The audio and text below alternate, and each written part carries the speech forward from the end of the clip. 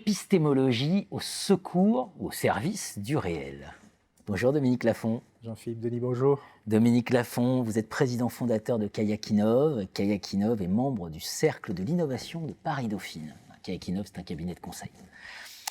Et épistémologie, d'abord ça paraît un gros mot, toujours épistémologie, ça fait peur. Il faut peut-être dire déjà que ça ne doit pas faire peur. Hein?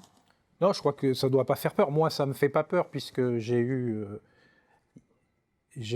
la chance, par mon père, il y a très longtemps, alors que j'étais tout petit, de croiser Michel Foucault. Donc voilà, je suis assez Michel Foucault, les mots et les choses, voilà. Histoire de la sexualité. Donc non, mais effectivement, l'épistémologie, ça ne doit pas être un gros mot, et de la même manière qu'on a une vraie faille, je pense, par rapport à la culture scientifique et technique de nos cadres, y compris parfois de nos ingénieurs. Je pense que se replonger dans l'épistémologie, c'est extrêmement intéressant. De toute façon, la philosophie, c'est l'origine des sciences, enfin, en tout cas, c'est ce que disait Aristote. Alors, pour parler d'épistémologie, moi j'avais envie de reparcourir quelques grands personnages entre 1870, 1880 et 1960. Pourquoi ? Parce que c'est une période absolument faramineuse et faste du point de vue scientifique, du point de vue culturel, du point de vue de la philosophie, du point de vue industriel. C'est peut-être la période la plus extraordinaire que nous ayons vécue. Et dans ces trois personnages que je vais vous mentionner, je dirais, parce que c'est trop rapide, le premier dont je veux vous parler, c'est, je pense, le plus grand pour moi, c'est Bachelard. Parce que Bachelard est un personnage extraordinaire, c'est un philosophe, c'est un poète, c'est un scientifique. Enfin, imaginons aujourd'hui un philosophe parlant avec Einstein et se posant des questions sur la relativité et pouvant discuter, je ne dis pas d'égal à égal avec Einstein, mais comprenant les tenants et les aboutissants. Et dans un de ses livres qui s'appelle La philosophie du non, Bachelard cite une phrase de Paul Valéry qui dit « On pense comme on se heurte ».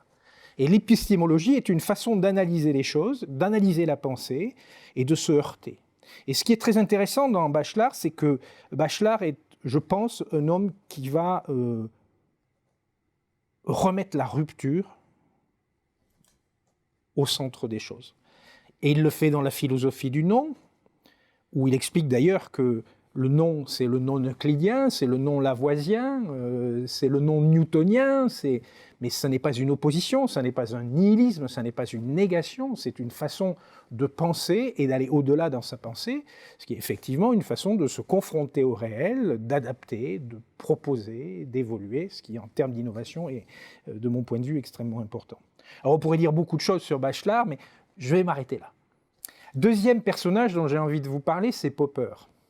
Parce que finalement, une des questions qu'on peut se poser dans nos sociétés et dans les situations qu'on vit aujourd'hui, c'est les questions que Popper a abordées, puisque Popper se pose la question de savoir qu'est-ce que c'est qu'une théorie et qu'est-ce que c'est qu'une théorie scientifique. Et il va définir les choses pour faire la différence finalement entre ce qu'est la science et la métaphysique. Ce sont des sujets intéressants dans la crise que nous avons vécue. Et il dit, en fait, une théorie scientifique est par nature une théorie qui est réfutable. Et d'ailleurs, il explique que certaines théories qui relèvent de la métaphysique ne sont pas réfutables, puisqu'elles sont censées donner une vérité absolue. La science ne donne pas la vérité absolue. Et Popper dit la réfutabilité est la propriété qui fait qu'on est effectivement dans un côté scientifique. Donc quand on est piloté par un conseil scientifique, on doit toujours avoir présent à l'esprit qu'effectivement, la vérité n'est vraie que pendant un temps et qu'on tend à une autre vérité. Et là, ça me permet d'enchaîner sur le troisième, qui est Kuhn, parce que Kuhn, lui, donc 1962, Kuhn, lui, il dit, c'est assez simple, c'est pas si simple que ça. Kuhn définit une notion qu'il appelle le paradigme, il dit le paradigme, c'est une sorte d'état stable, admis, qui fait consensus dans une communauté, d'ailleurs qui est une sorte de, j'aime bien ça en conception innovante, parler du dominant thinking. On pense comme ça, on forme nos étudiants comme ça, on forme nos ingénieurs comme ça. Tout ça va bien dans un régime nominal.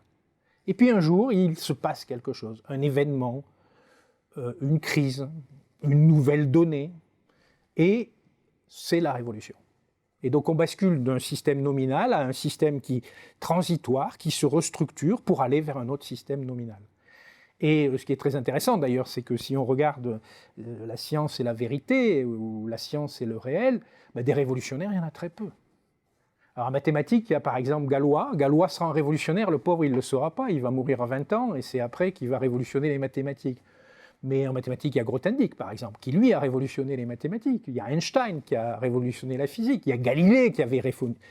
Voilà, en art, il y en a quelques autres, mais il y a très peu de révolutionnaires. Et il y a beaucoup de metteurs au point. Il parle de nettoyeurs, Kuhn, d'ailleurs, c'est assez curieux, hein, metteur au point, nettoyeur. Donc effectivement, je crois que l'épistémologie, elle nous apprend beaucoup de choses sur comment les événements se déroulent et quelle humilité on doit avoir vis-à-vis des événements. Et je pense que c'est ça la conclusion. Très belle conclusion. Hein. On va citer Bachelard pour finir. Dans la vie scientifique, rien n'est donné, tout est construit. Oui. Merci à vous, Dominique.